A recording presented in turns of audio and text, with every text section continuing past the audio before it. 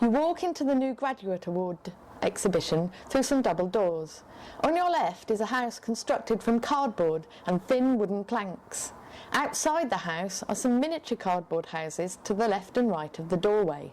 The roof of the house is constructed from what looks like thatch made from Amazon packaging paper. You walk into a traditional British living room mixed with Malaysian artefacts.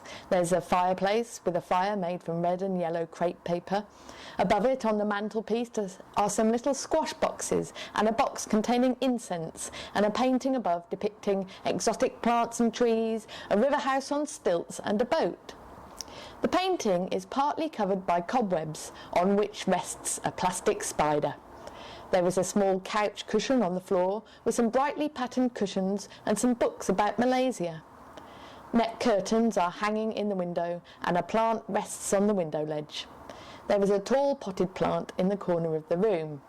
There are some small wicker chairs and a wicker table with a glass top which has a cactus and some more miniature houses on it, one of which has a light glowing inside. On the ledge below the tabletop there are supplements from British newspapers with King Charles III on the cover. There are fairy lights on the ceiling. As you walk out of the house, on the left you see 6 framed artworks, which at first appear to be paintings, but then you realise they're made up of different coloured threads. On some of the artworks the threads are horizontal, on some they are vertical, and on others they're in a random pattern. On the opposite wall there were 4 more of these intricate threadwork artworks, which initially looked like paintings. Some of these are made of geometric tessellated shapes and some show symmetrical flower heads. On the floor around the room you see strange creatures made from material. Some of them are interactive and light up or play sounds when you squeeze them. There is what looks like a kind of flower creature with legs. There is a big fluffy creature which has 3 legs and no top half. Next to that is a snail creature and a large screen showing 2 neon snails which have wings like fan corals instead of shells, dancing through space. The air is filled with a distorted droning voice, which is probably the voices of the snails saying, "What can you do when you're so small?" and "It's not your fault you're so small." As you look up, you realise that there are more sculptures hanging from the ceiling, a kind of elephant froggy patterned creature, something that looks like sea anemones made from tights. There are mushrooms on top of the screen. In the corner is a strange spidery witch-like scrunchy sculpture which plays strange sounds when you squeeze it. Underneath that there are more mushrooms and a snail on a ledge and a big lozenge shape which seems to be another leg covered in blue gingham material with patterned toes on the end of it. Next you come to a door painted in yellow and green that says War Bar Group presenting Fluster Cluck. Video art. Come in, sit on the sofa and watch Fluster Cluck. Music, sound, video, installation, film. You walk in through the door and you are confronted with an absolute wonder of carnage. Hanging from the ceiling are washing lines with brightly coloured stripy socks and t-shirts and a bunch of plastic flowers. To the left are some coffee makers and cups on shelves. There is an old armchair with a typically British standard lamp behind it. There is a shopping trolley full of bits of coloured hard plastic sheets. On the back wall there is a display of CDs and bicycle seats. On another wall are more lamps and DVDs. There are fire extinguishers. There is another metal rack which is filled with what looks like pretty much obsolete electronic equipment.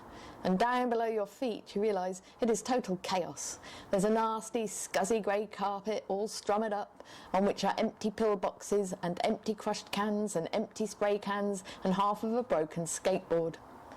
By the armchair are a couple of beanbags. In front of the beanbags and armchair is a television screen that's showing audio-visual material. You put on the headphones and hear a voice speaking in Polish. The subtitles saying things like, "Only on the track of destruction I feel the value of my existence," and "I grab magpies by their hands and feet," and "I process in recycling material," and "I hope that I will get out of this yet." On the screen, a man and a woman in a bath with a phone on the side of the bath. It's all lit up bright red. On the table in front of you is an ashtray with some half-smoked cigarettes and a mug with a stone inside it. Overall, it's totally discombobulating and a bit like houses some of us students may have lived in at some time in our lives. You walk out of the room to something rather contrasting. There is a kitsch little corner. On a chopping board attached to the wall are the words, "Kitchen is the heart of the homo." There is a small table with a light green tablecloth with daisies painted on it, on which is a small light blue teapot and a bone china pink and white cup and saucer. On the wall is a textured artwork made up from patterned squares of material with a fried egg in the middle. Below that there is a pale blue artwork with circles of many colours balancing on what looks like painted clouds. Next to that is another chopping board that has symmetrical yellow polka dots painted on it.